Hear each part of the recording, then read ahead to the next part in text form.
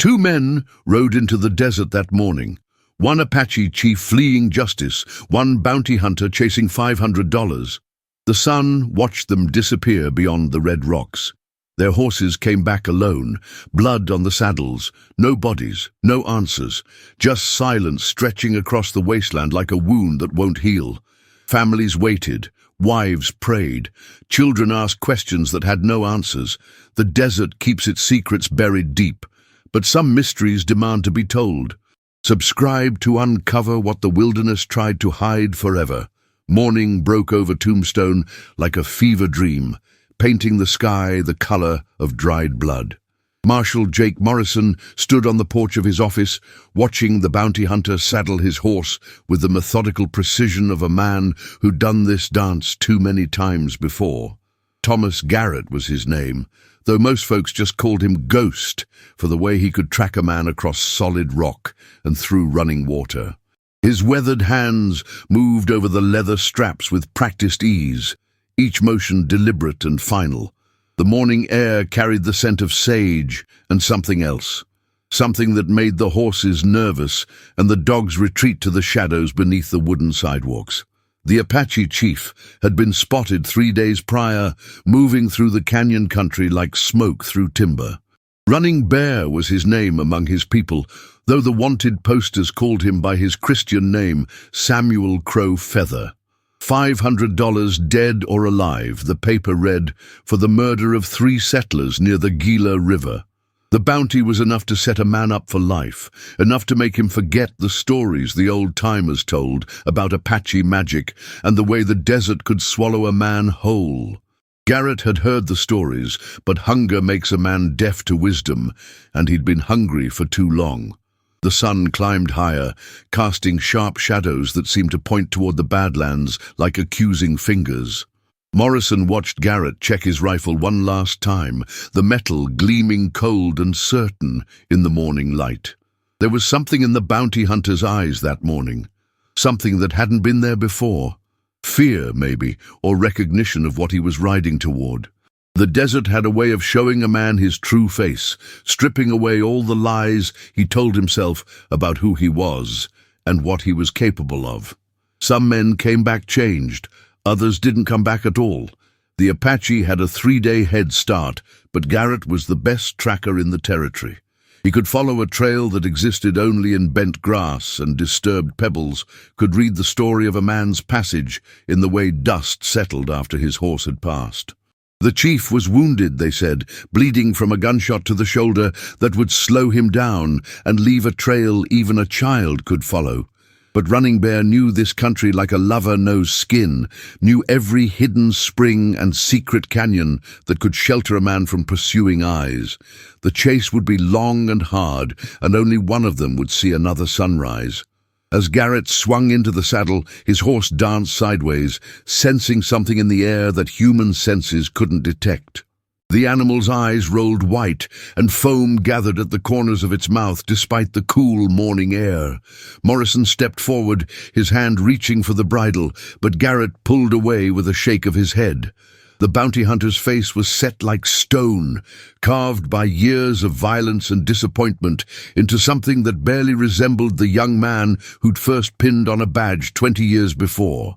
He touched the brim of his hat in farewell, a gesture so final it felt like watching a man lower himself into his own grave. The last anyone saw of Thomas Garrett, he was riding hard toward the red rocks, his horse's hooves striking sparks from the stone as they climbed toward the high country where the Apache waited. The dust cloud from his passage hung in the air long after he disappeared, settling slowly like the ashes of burned dreams. Morrison stood watching until there was nothing left to see, then turned and walked back into his office, not knowing he'd just witnessed the last chapter of 2 men's lives. Subscribe now, because what happened next in those cursed canyons will haunt your dreams and change everything you thought you knew about the Old West. The trail led through Devil's Canyon, a slash in the earth so deep and narrow that sunlight only touched the bottom for an hour each day. Garrett followed the blood drops like a man following breadcrumbs in a fairy tale, each crimson spot on the red rock, telling the story of Running Bear's desperate flight. The Apache was moving fast, despite his wound, but the blood was getting fresher, the drops larger and more frequent. The bounty hunter's horse picked its way carefully along the treacherous path, stones clattering into the abyss below with each misplaced step.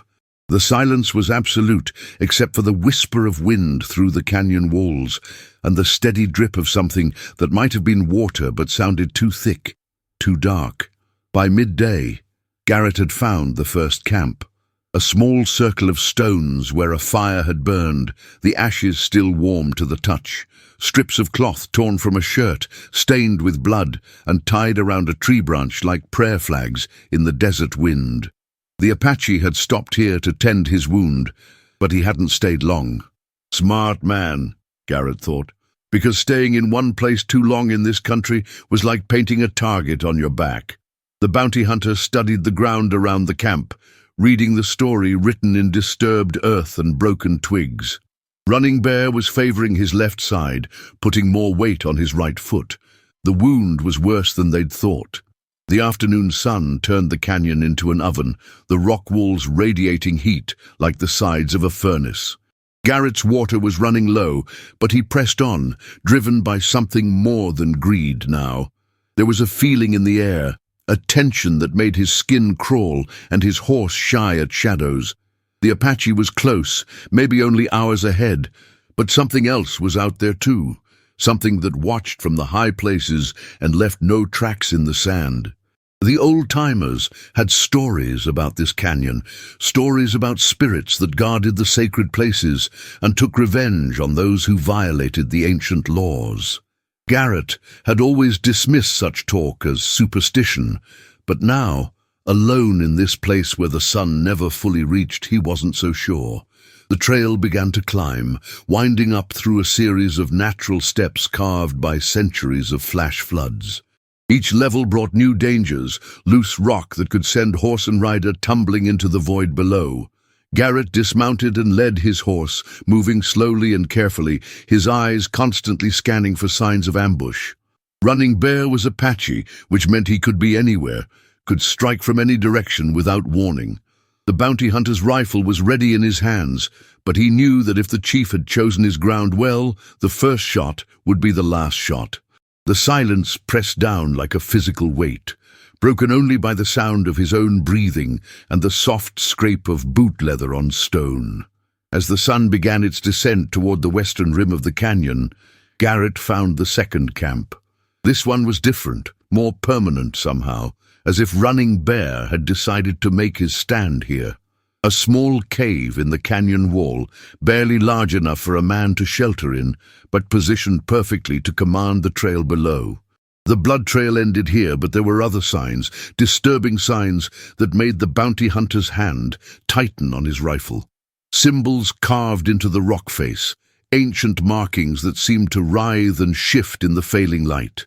The remains of a fire that had burned with colors no wood fire should produce, leaving behind ashes that glittered like ground glass in the twilight. Garrett made his own camp 100 yards down the trail, close enough to watch the cave, but far enough to avoid any unpleasant surprises.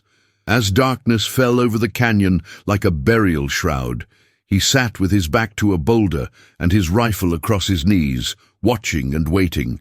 The night sounds began slowly, the rustle of small creatures in the brush, the distant call of a coyote somewhere up on the rim. But underneath it all was something else, a sound like whispered voices speaking in a language older than memory. The bounty hunter told himself it was just the wind, but deep in his bones he knew better. Subscribe to discover what emerged from that cave when the moon reached its zenith, and why Thomas Garrett's screams echoed through the canyon until dawn.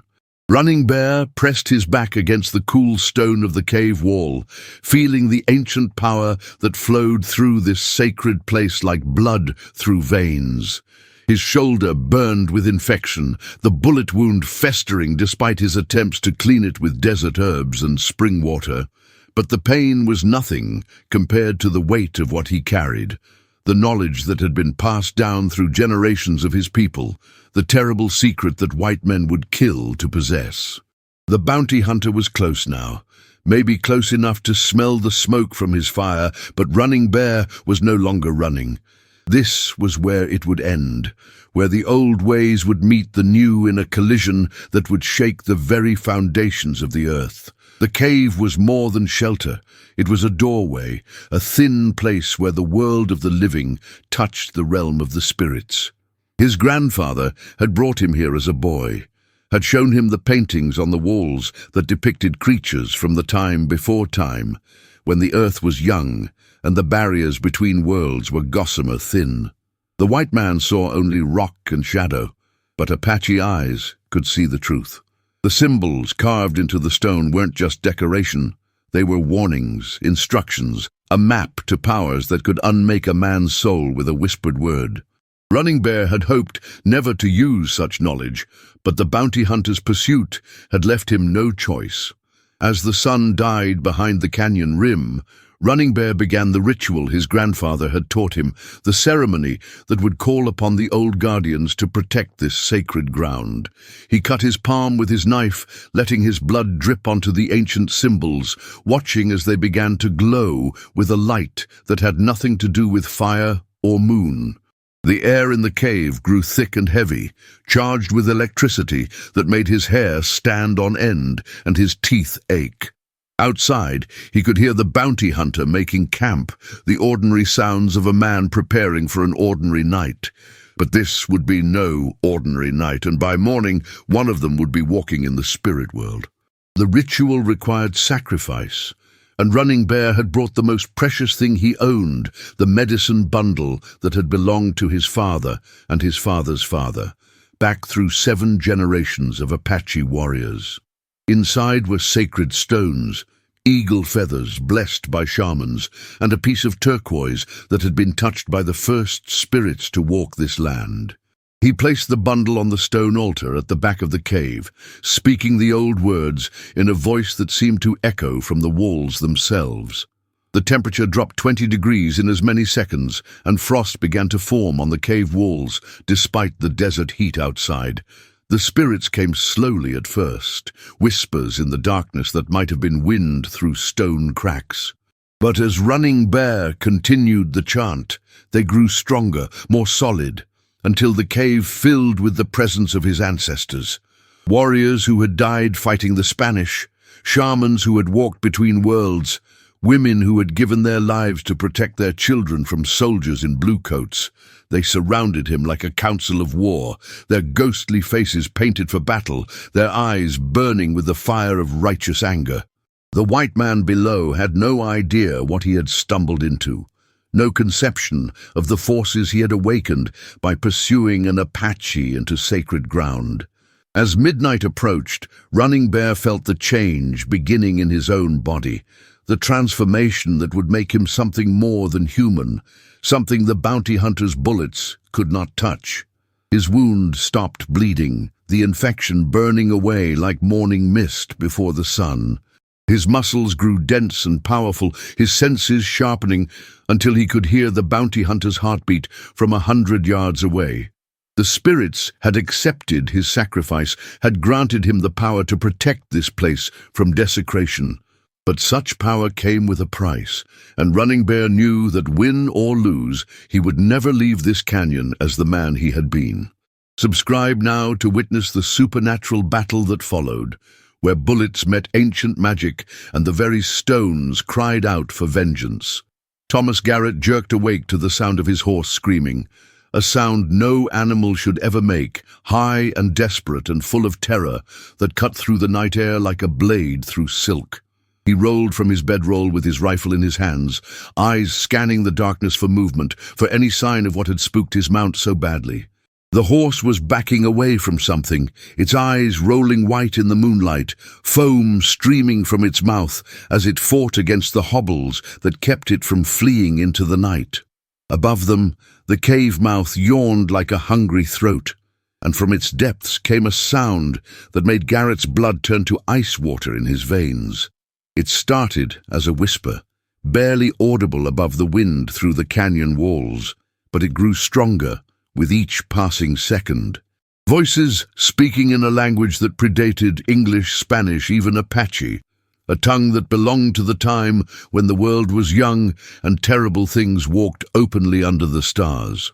The bounty hunter raised his rifle toward the cave, his finger tight on the trigger. But what emerged from that dark opening was nothing his bullets could stop. It moved like smoke given form, like shadow made flesh, flowing down the canyon wall with impossible grace and speed. Running Bear was no longer entirely human. The ritual had changed him, transformed him into something between man and spirit, between the living and the dead.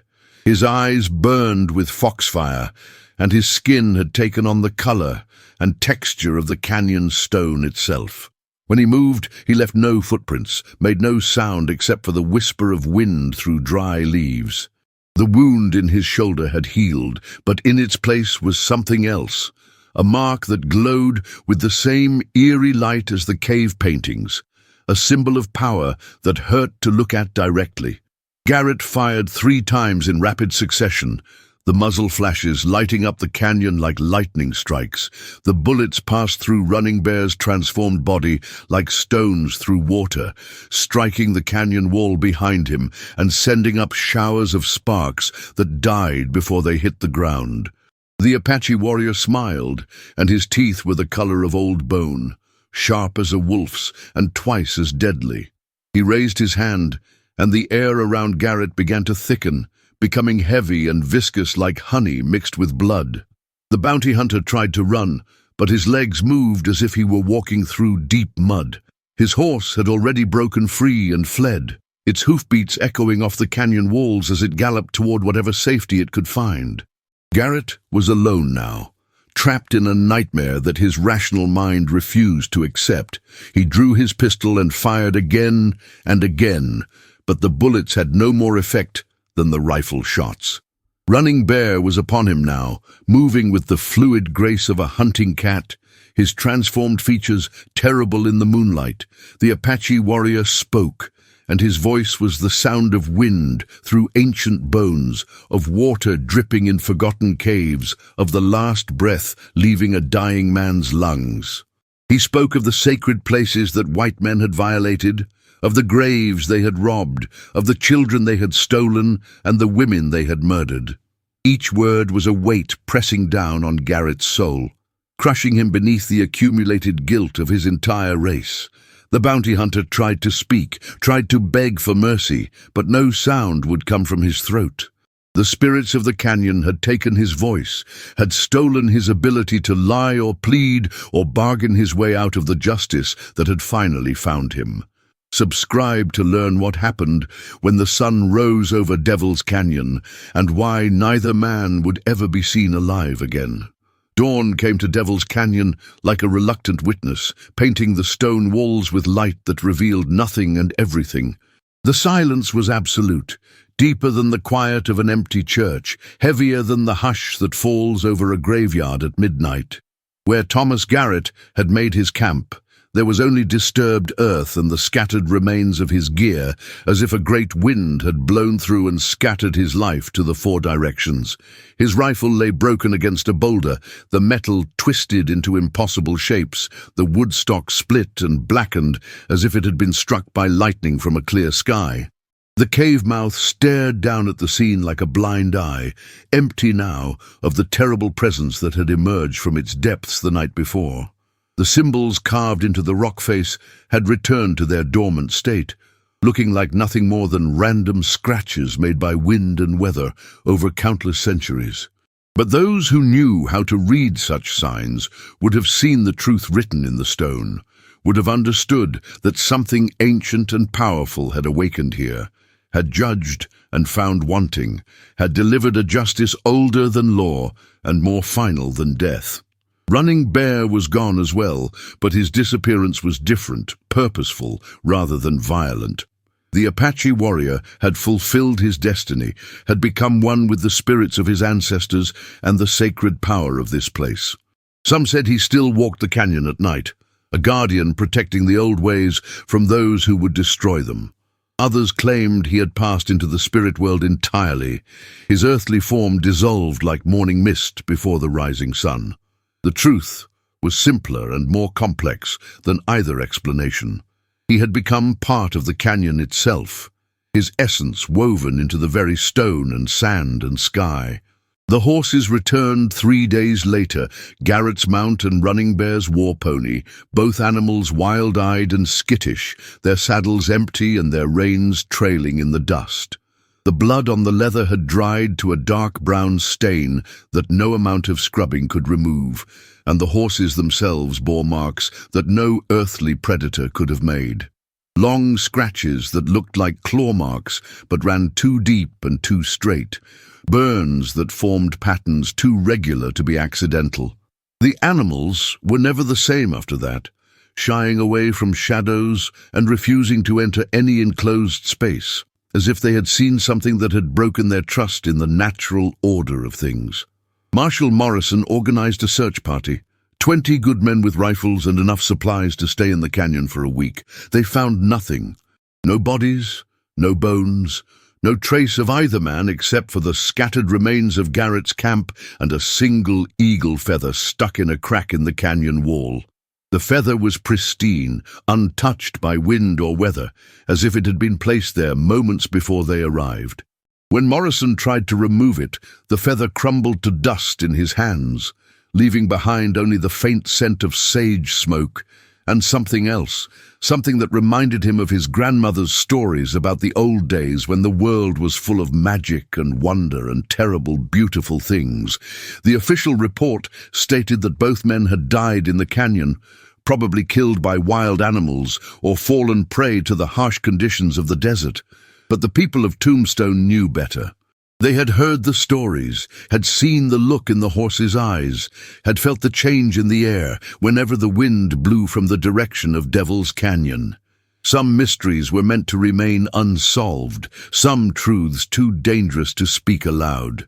The Apache chief and the bounty hunter had ridden into legend that day, becoming part of the eternal story of the Old West, where justice wore many faces and the desert kept its secrets buried deep in stone and sand and silence. Subscribe now, because their story is just the beginning of the mysteries that haunt the canyons and mesas of the American Southwest, where the past refuses to stay buried and the spirits of the dead still ride the wind.